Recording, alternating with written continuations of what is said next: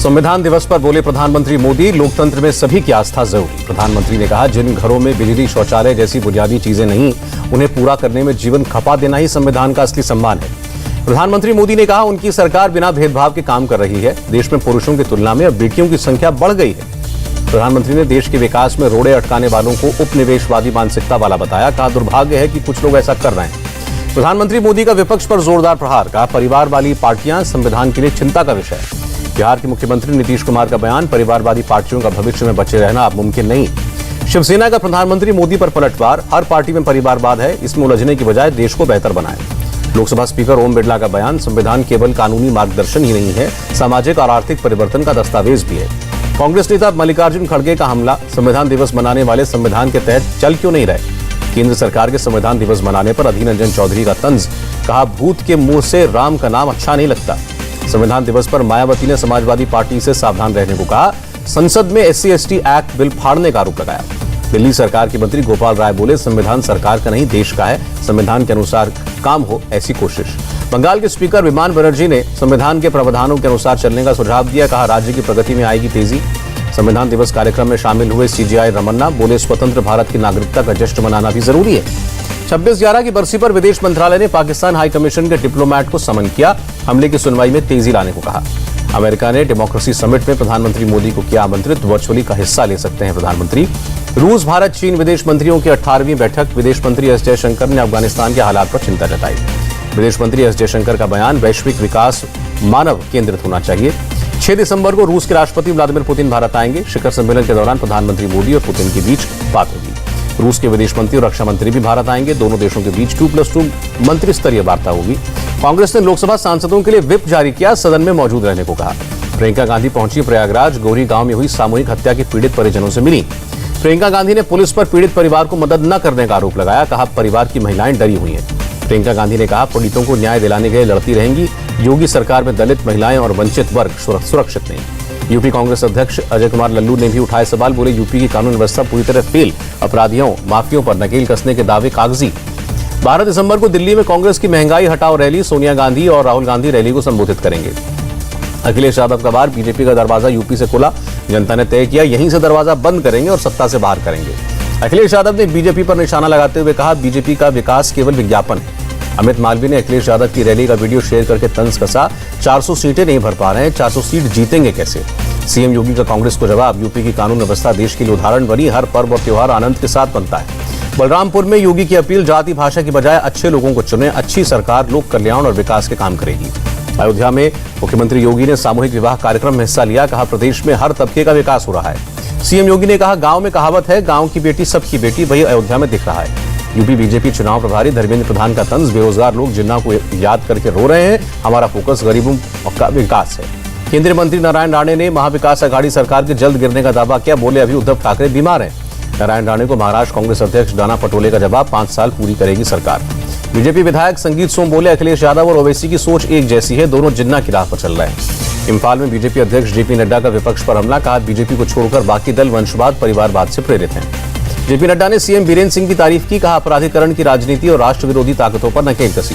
पंजाब के पूर्व चीफ हरीश चौधरी पर कैप्टन अमरिंदर ने कसा तंज। CM चन्नी को बताया रबर स्टैंप। 5 राज्यों में चुनाव की तैयारियों में जुटा चुनाव आयोग, मतदान प्रतिशत बढ़ने की उम्मीद जताई। समाजवादी पार्टी की चुनाव आयोग से मांग, फर्जी मतदान रोकने के लिए वोटर लिस्ट से डुप्लीकेट नाम हटाएं।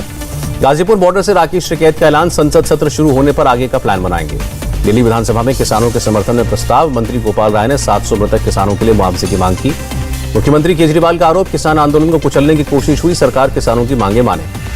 गृहमंत्री अमित शाह के साथ असम और मिजोरम के मुख्यमंत्रियों की हुई बैठक। सीमा विवाद सुलझाने के लिए बनेगी कमेटी। मीटिंग के बाद बोले असम के सीएम, कहा, दोनों राज्यों ने सीमा पर शांति बनाए रखने का फैसला किया। प्रधानमंत्री मोदी से मिले हरियाणा के मुख्यमंत्री मनोहर लाल खट्टर, राज्य से जुड़े मुद्दों पर चर्चा। बिहार के DGP ने हेडक्वार्टर्स में पुलिसकर्मियों को शपथ दिलाई। शराबबंदी को ठीक से लागू करने का प्रण लिया। DGP SK सिंघल ने चेतावनी दी, शराब के कारोबार में जो पुलिस वाले शामिल पाए जाएंगे उनको नौकरी से निकाला जाएगा। दिल्ली सरकार बुजुर्गों को करतारपुर साहिब की मुफ्त तीर्थ यात्रा कराएगी, 5 जनवरी को भेजेगी। दिल्ली के मुख्य सचिव विजय देव को दिल्ली का इलेक्शन कमिश्नर बनाया गया। दिल्ली में MCD चुनाव कराने की जिम्मेदारी। दिल्ली परिवहन विभाग के प्रदूषण के खिलाफ अभियान। रोजाना 75 से 80 पुरानी गाड़ियां जब्त हो रही हैं। जम्मू कश्मीर में रियासी पुलिस ने 24 किलो RDX और 71 हथगोले नष्ट किए। 2009 में मिला था हथियारों का जखीरा। एमपी के मुरैना में दुर्ग एक्सप्रेस में 4 एसी बोगियों में आग, दिल्ली से छत्तीसगढ़ जा रही थी ट्रेन। तेलंगाना के करीमपुर में सड़क हादसा, तेज रफ्तार कार पेड़ से टकराई, 4 लोगों की मौत। पश्चिम बंगाल के सिलीगुड़ी में ट्रक के पलटने से 4 मौतें, 3 लोग घायल। छुट्टी पर आए नौसेना के अधिकारी की डूबने से मौत, चेन्नई के कोवलम बीच पर बह गए थे। ग्रेटर नोएडा के बिलासपुर चौकी इंचार्ज को बदमाशों ने पैर में गोली मारी, बदमाश फरार हुए। यूपी के बलिया में शादी का झांसा देकर नाबालिग से बलात्कार करने के आरोप में गिरफ्तार। यूपी के अमेठी में 11 साल की बच्ची से बलात्कार, मां की शिकायत पर केस दर्ज। बहराइच में पुलिस ने छेड़खानी के 3 फरार आरोपियों को गिरफ्तार किया। लखनऊ के ठाकुरगंज में 2 हथियार तस्कर गिरफ्तार, देशी रिवॉल्वर समेत कई अवैध हथियार बरामद। 24 घंटे के अंदर लखनऊ में पुलिस ने रजनीश यादव हत्या का खुलासा किया, 2 आरोपी गिरफ्तार। अयोध्या के रुदौली में पुलिस ने युवक को गिरफ्तार किया, शादी का झांसा देकर रेप करने का आरोप। बाराबंकी में पुलिस ने 2 बदमाशों को पकड़ा, अवैध हथियार बरामद। प्रयागराज में पुलिस ने 2 बाइक चोरों को गिरफ्तार किया, 3 बाइक मिली।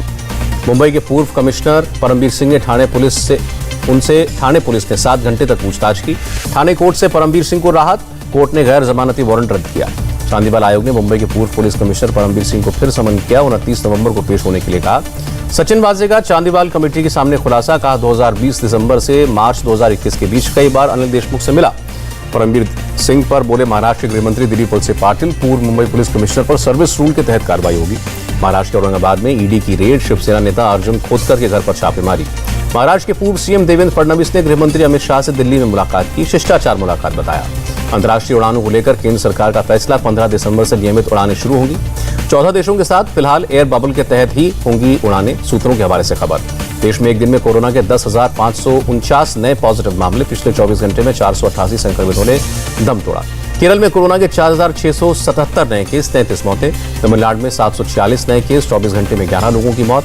दिल्ली में एक दिन में 23 नए केस आए, 31 संक्रमित ठीक हुए। आंध्र प्रदेश में कोरोना के 184 नए केस, 24 घंटे में 214 लोग ठीक हुए। बेंगलुरु के बोर्डिंग स्कूल में कर्मचारी समेत 33 बच्चे पॉजिटिव पाए गए, सभी 9वीं से 12वीं तक के स्टूडेंट हैं। सीरम इंस्टीट्यूट ने कोविशील्ड वैक्सीन का निर्यात फिर से शुरू किया, पहली खेप शुक्रवार को रवाना हुई। दक्षिण अफ्रीका में मिले कोरोना के नए वेरिएंट ने बढ़ाई चिंता, सभी देशों के लिए गाइडलाइंस जारी करेगा WHO। WHO के प्रवक्ता ने कहा दक्षिण अफ्रीकी वेरिएंट के प्रभाव को समझने में कुछ हफ्ते लगेंगे। नए वेरिएंट ने दक्षिण अफ्रीका के लोगों की चिंता बढ़ाई, जोहानिसबर्ग में टीका लगवाने वालों की तादाद बढ़ी। कोरोना के दक्षिण अफ्रीकी वेरिएंट का भारत में एक भी केस नहीं, केंद्र सरकार ने राज्यों को सतर्क रहने का निर्देश दिया। सोमवार को दिल्ली सरकार ने DDMA की बैठक बुलाई, LG अनिल बैजल मीटिंग में शामिल होंगे, कोरोना के दक्षिण अफ्रीकी वेरिएंट पर बात होगी। दक्षिण अफ्रीकी वेरिएंट पर बोले इजरायल के PM, देश इस समय आपातकाल जैसी स्थिति में। कोरोना का नया वेरिएंट बनने पर इटली, जर्मनी, ब्रिटेन ने साउथ अफ्रीका से ट्रैवल पर बैन लगाया। फ्रांस ने 48 घंटे के लिए दक्षिण अफ्रीका की सभी फ्लाइट सस्पेंड की, हेल्थ मिनिस्टर ने जानकारी दी। 1 दिसंबर से पुर्तगाल में लागू होंगे कोरोना के नए प्रतिबंध, 86% वैक्सीनेशन होने के बाद इन नियमों को खत्म कर दिया गया था। स्पेन के कैटलोनिया में कोरोना के खिलाफ नियम, नाइट क्लब, बार समेत सार्वजनिक जगहों के लिए कोविड पासपोर्ट जरूरी। तुर्की में सरकार के खिलाफ प्रदर्शन, महंगाई और आर्थिक नीति को लेकर विरोध।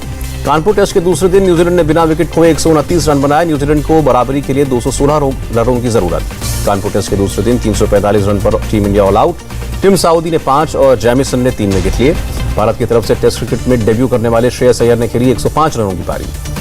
गांव में चल रहे मनरेगा विकास कार्यों के लिए सरकार ने जारी किए 10,000 करोड़ का अतिरिक्त बजट। US डॉलर के मुकाबले रुपए का भाव 37 पैसे गिरा, $1 की कीमत 74 रुपए 89 पैसे। और शेयर बाजार में भारी गिरावट, एक दिन में निवेशकों के 7.5 लाख करोड़ रुपए डूबे, सेंसेक्स 1,687 अंक टूटा।